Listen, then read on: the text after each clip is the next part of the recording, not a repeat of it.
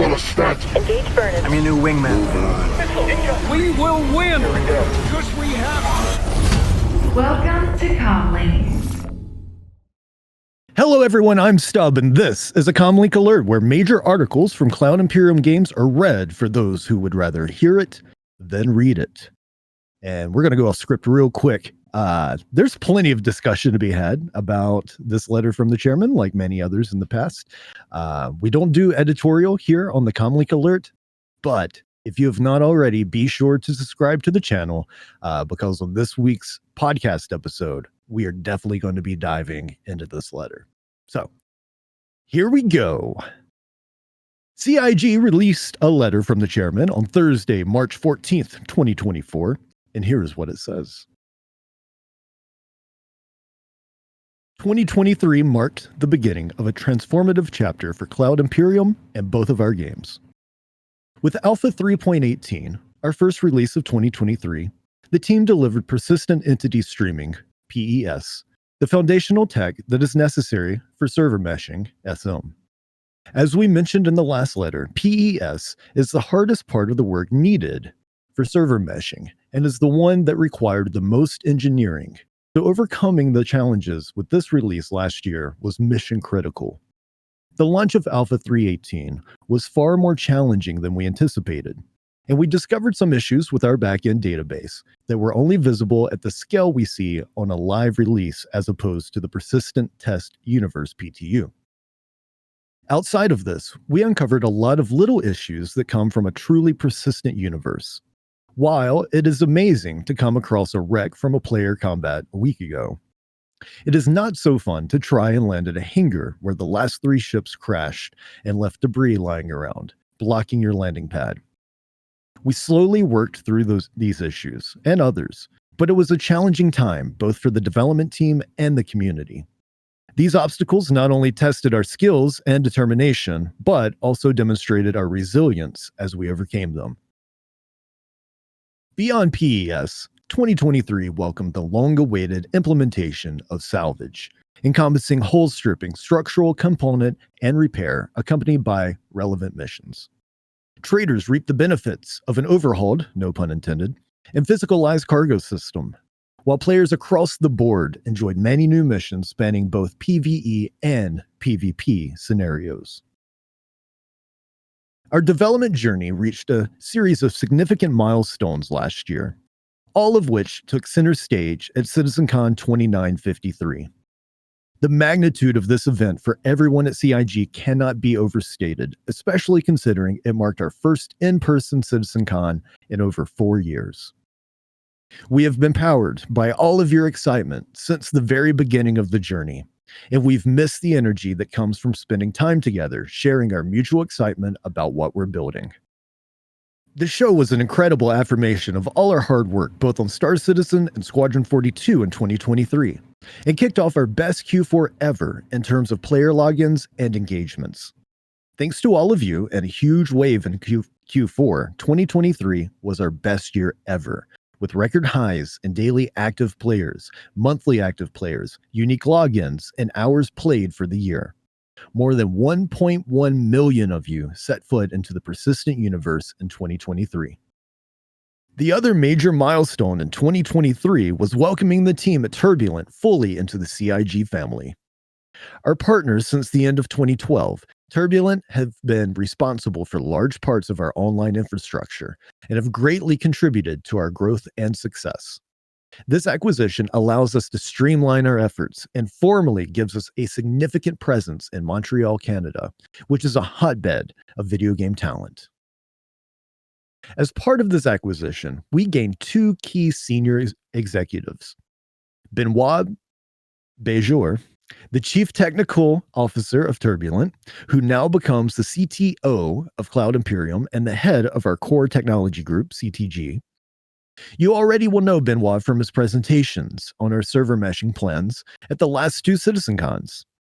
The second key executive to join our ranks is Marc Bedeau, who was the CEO of Turbulent and becomes our Senior Vice President, Studio Operations, in charge of the operations and welfare of the 1,000+ people working on Star Citizen and Squadron 42 spread between our 5 offices in Austin, Texas, Los Angeles, California, Manchester, England, Frankfurt, Germany, and now Montreal, Canada. As I look back on 2023, with a few months now to reflect and appreciate the hard work of the team around me, I can say that our experience at CitizenCon 2953 and the excitement from our community both at the show and in the game as they logged into Star Citizen in record numbers last year left me feeling not only proud, but also deeply grateful and reinvigorated for the year ahead. And what a year it is shaping up to be. On Squadron 42, that is taking the game from feature complete to content complete, ensuring the game has the necessary polish and feels worthy of being the spiritual successor to Wing Commander. To this end, the team is hard at work, heads down, driving towards the finish line. I am incredibly excited about how the game is shaping up, and we will have more to share with you at this year's CitizenCon, which will be held in Manchester, England.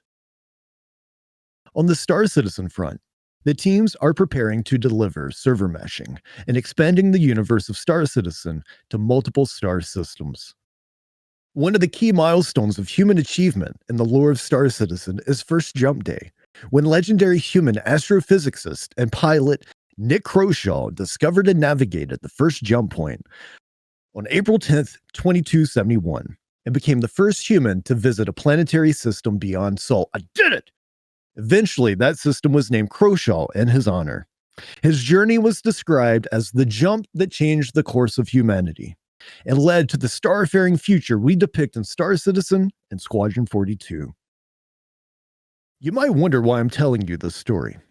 Well, a little ahead of the historic date of April 10th, we had our own First Jump Day celebration on Star Citizen's Tech Preview channel this weekend.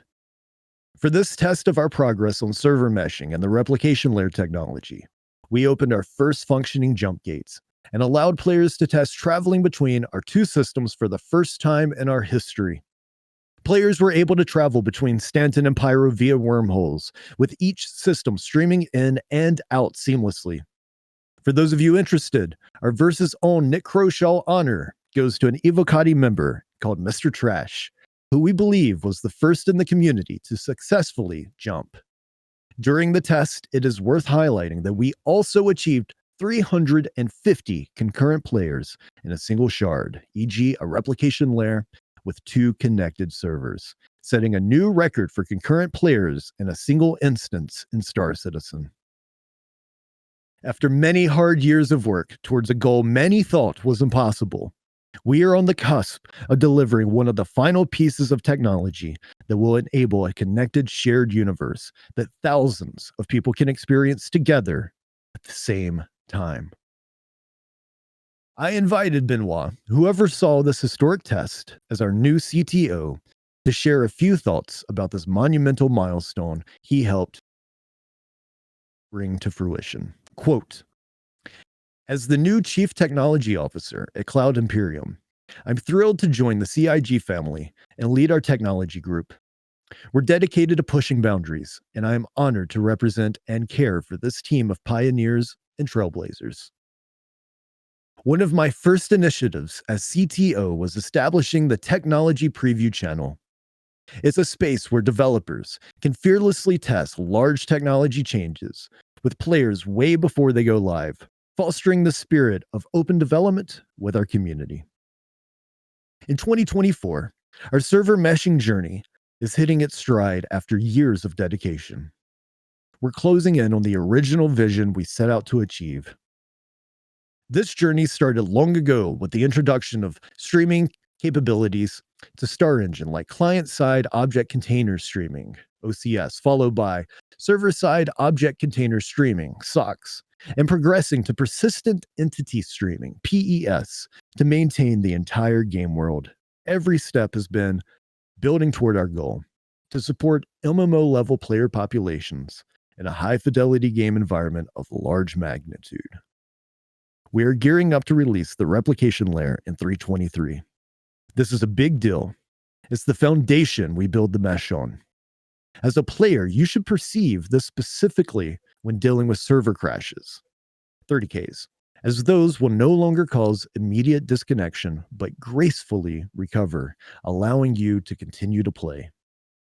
For developers, this milestone marks the true separation between the simulation and the replication. Humongous achievement for the game and for Star Engine. But hey, we're not hitting pause there. We're charging full steam ahead towards launching our first multi-server mesh in 4.0. For this, multiple servers work together to simulate parts of the universe. As a player, this will enable you to visit Pyro through the jump gate, where the jump tunnels transition seamlessly between game servers.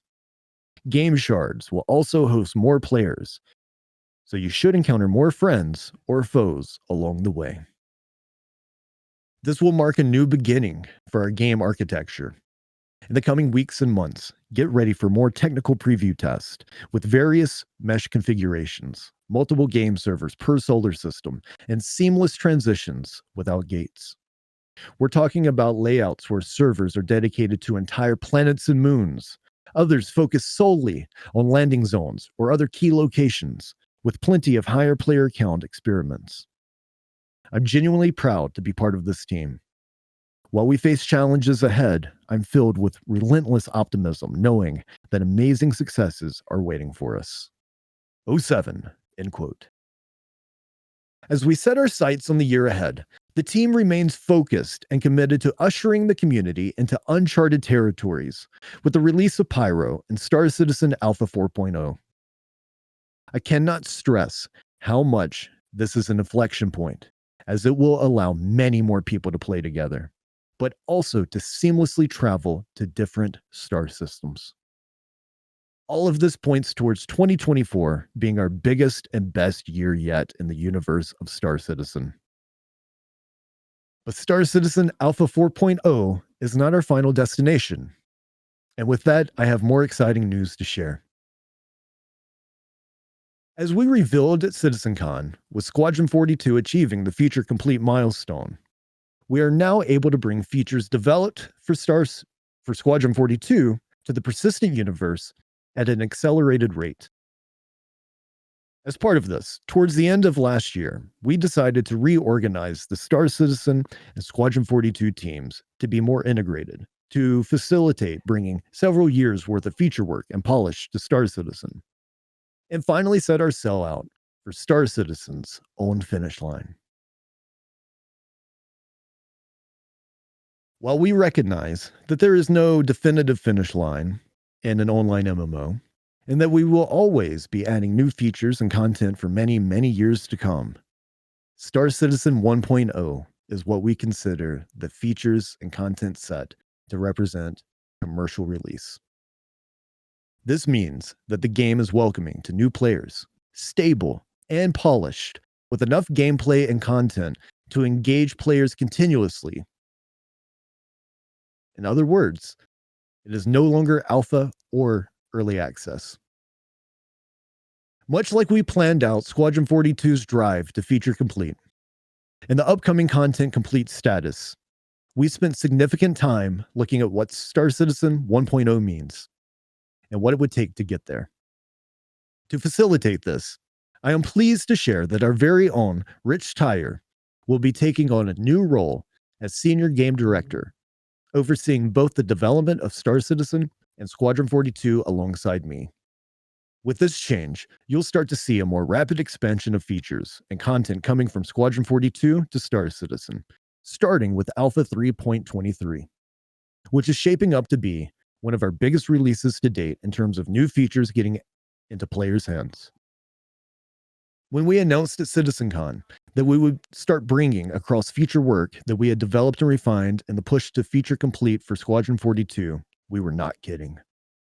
As game director on Squadron 42, Rich played a crucial role in helping steer Squadron 42 to its current feature complete status.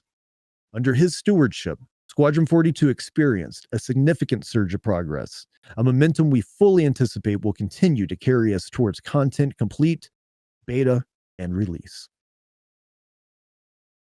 Quote, "Firstly, I'd like to take this opportunity to say how great it is to be back working on Star Citizen.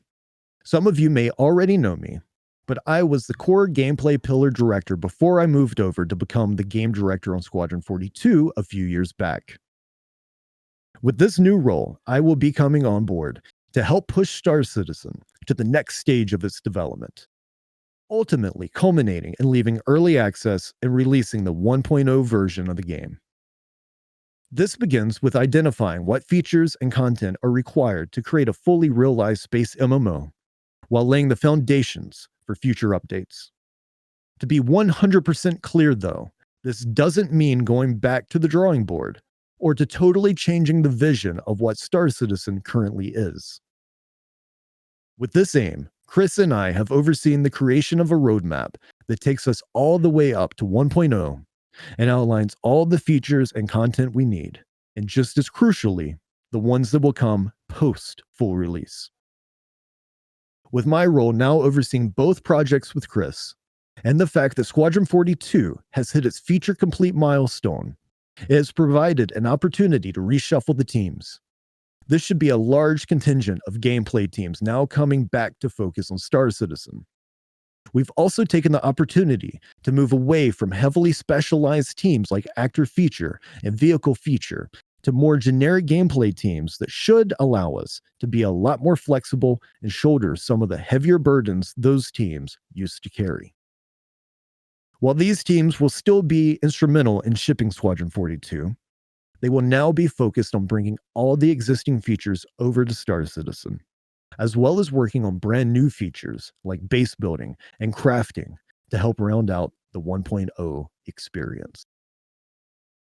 With every release going forward, the intention is to move ourselves closer to that end goal.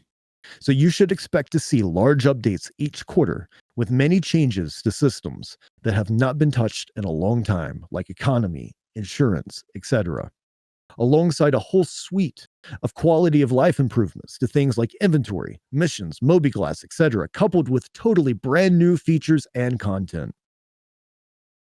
We have set very ambitious goals for ourselves internally, both for the game and technology teams.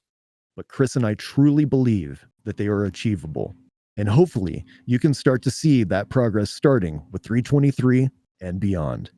Rich Tyre, Senior Game Director, end quote. Working in tandem, Rich and I will continue to establish the strategic vision to bring to life the intended Star Citizen gameplay experience. As Rich said, over the past few months, our teams have been busily planning the upcoming major milestones for the persistent universe, culminating in what we refer to as Star Citizen 1.0.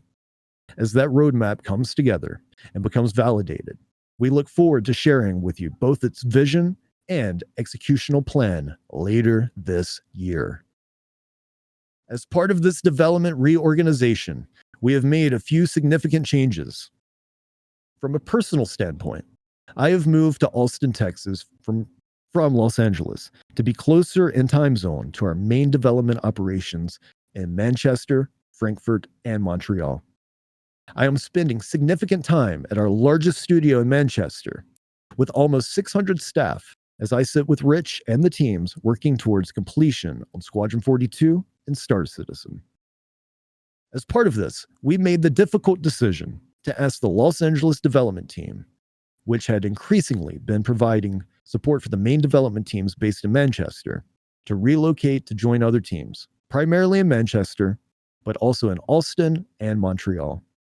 Los Angeles, while shrinking, will still be an important office for the company, but one focusing on a business support role with marketing, finance, legal, and HR. As part of this reorganization, we sadly waved goodbye to the Persistent Universe live director, Todd Pappy, as he had moved back to the US from the UK last year for family reasons.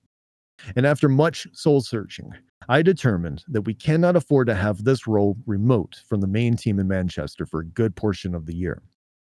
It is a sad moment, as Todd worked diligently for the last 9 years on Star Citizen, making many important contributions and providing excellent leadership of his teams.